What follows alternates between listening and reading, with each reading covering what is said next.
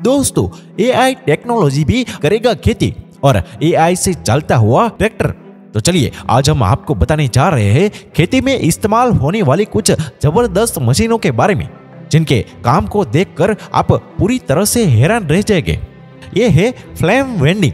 इस तरह की मशीनों का इस्तेमाल खेतों में नई फसल बोने के पहले किया जाता है, क्योंकि फसल काटने के बाद इनके अवशेष और कई तरह की घास फूस मशीन में रह जाती है, तो उन्हें पूरी तरह से नष्ट करने के लिए इस फ्लेम वेंडिंग प्रोसेस का इस्तेमाल किया जाता है।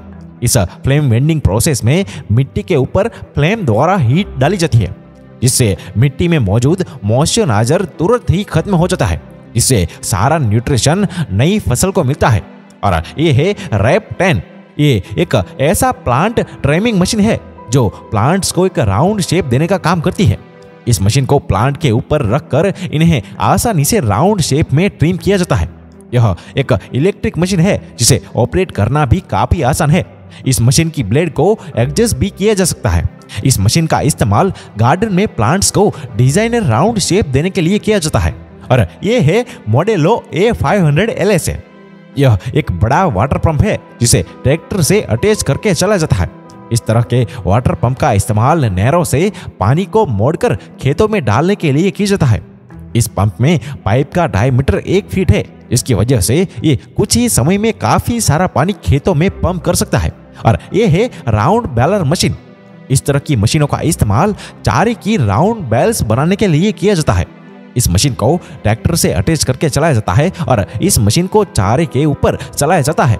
इससे ये मशीन जमीन पर पड़े चारों को अंदर खींचकर उसे इकट्ठा करी जाती है और इन्हें राउंड शेप में लपेट दी जाती है और थोड़े समय बाद उनकी बेल्स बनाकर उन्हें जमीन पर छोड़ देती है। इस तरह बेल्स बनाकर ज्यादा से ज्यादा चारे को कम साइज में इकट्ठा करके रखा जा सकता है।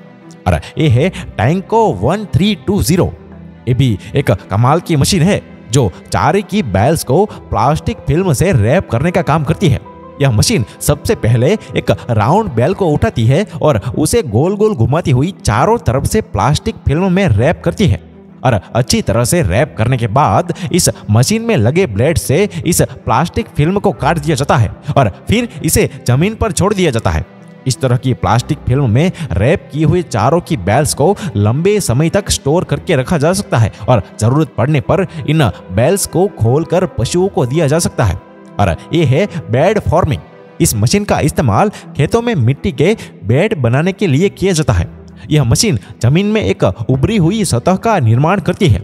इस मशीन में पीछे की तरफ 4 रोलर लगे हैं जो मिट्टी को एक उभरी हुई शेप में करती जाती है। इस तरह से तैयार किए गए इन मिट्टी के बेड के बीच में फसल को बोया जाता है। इस तरह के बेड बनाने से इनके बीच की लाइन में पानी देना आसान हो जाता है। और ये है प्लास्टिक मल्चिंग। इस तरह की मशीनें भी शायद ही आपने कभी देखी होगी। जब इस मशीन को मिट्टी में चलाया जाता है तो ये मशीन मिट्टी को प्लास्टिक की फिल्म से कवर करती जाती है और साथ ही यह मशीन इन प्लास्टिक में होल करके उसमें लगातार बीज भी डालती जाती है, जिससे फसलों को कम पानी की जरूरत पड़ती है और इस प्लास्टिक फिल्म के अंदर फसलों को ग्रो होने के लिए अच्छा सा पर्यावरण भी मिलता है। और ये है मॉड्यूलर ग्योल मिक्सचर। ये एक तरह की बड़ी मिक्सिंग क्रेन है जिसका इस्तेमाल बायोगैस की स्लरी बनाने के लिए किया जाता है। बायोगैस में गोबर और सारे जरूरी केमिकल्स को डालने के बाद उसे एक मशीन के जरिए मिक्स किया जाता है। इस मशीन में आगे की तरफ ग्राइंडर लगा हुआ होता है जो सारे मिक्सचर को मिक्स करता है। इस मशीन को रिमोट के जरिए भी ऑपरेट किया जाता है, जिससे बायोगैस प्रोड्यूस की जाती है।